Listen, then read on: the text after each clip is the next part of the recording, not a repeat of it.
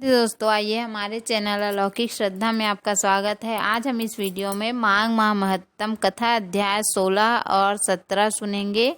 तो आइए शुरू करते हैं। बोलो गणेश जी महाराज की जय, बोलो श्री हरि विष्णु भगवान की जय। कार्तवीर्य कहने लगा कि हे भगवान, वह राक्षस कौन था और कांचन मालिनी कौन थी? उसने अपना धर्म कैसे दिया और उसका साथ कैसे हुआ? हे ऋषि, अत्रि ऋषि की संतानों के सूर्य, यह कथा सुनाकर मेरा कौतूहल दूर कीजिए। तब दत्तात्रेय जी कहने लगे कि हे राजन, इस पुरातन विचित्र इतिहास को सुनो। कांचन मालिनी नाम की एक सुंदर अप्सरा थी जो माघ मास में प्रयाग में स्नान करके कैलाश पर जा रही थी। तब उसको मार्ग में जाते हुए हिमालय के कुंज से एक वीर राक्षस ने देखा।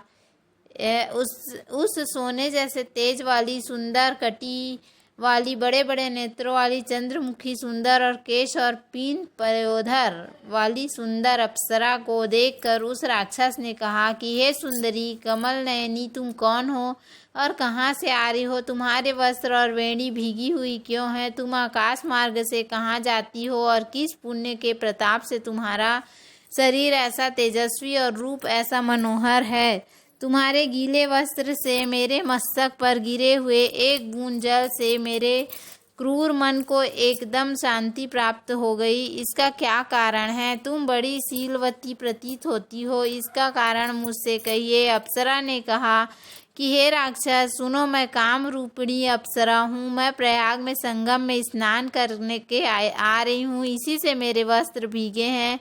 अब कैलाश पर जा रही हूँ, जहाँ पर श्री शिव निवास करते हैं। त्रिवेणी के जल से मेरी सब क्रूरता दूर हो गई, जिसके पुण्य के प्रभाव से मैं इतनी सुंदर और पार्वती जी की प्रिय सखी हुई।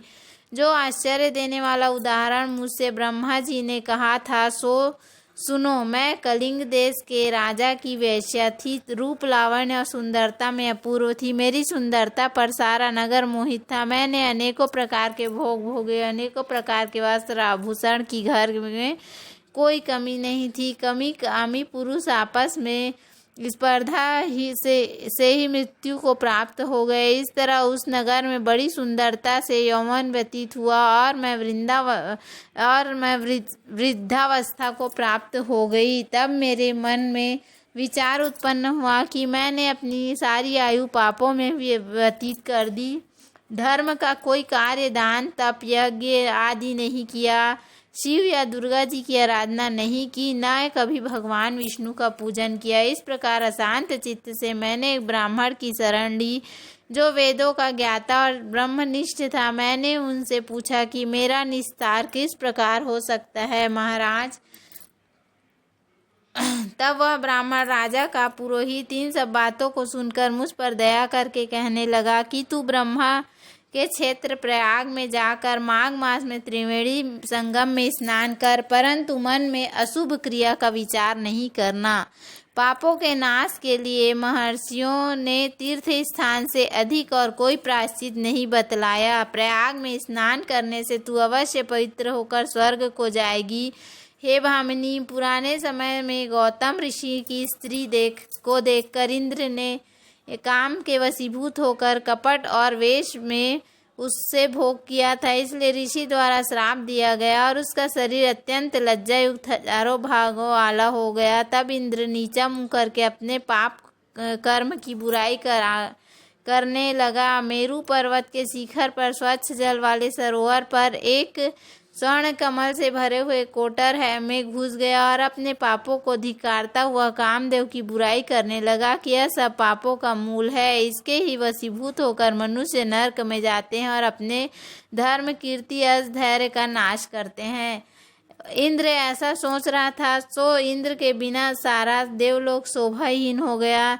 तब देवता, गंधर्व, किन्नर, लोकपाल, इंद्राणी के सहित बृहस्पति जी से जाकर पूछने लगे कि महाराज इंद्र के न रहने से स्वर्ग ऐसा शोभाहीन हो गया है जैसे सतपुत्र के बिना श्रेष्ठ कुल।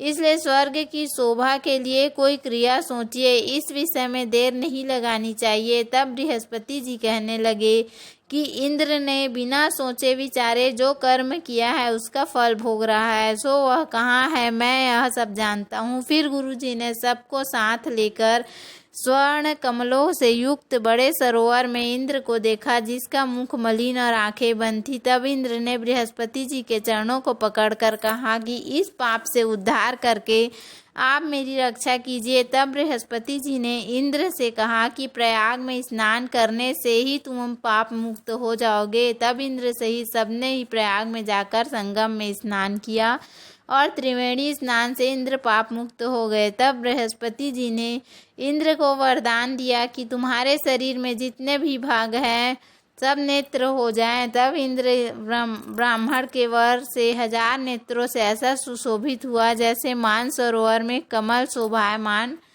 होता है।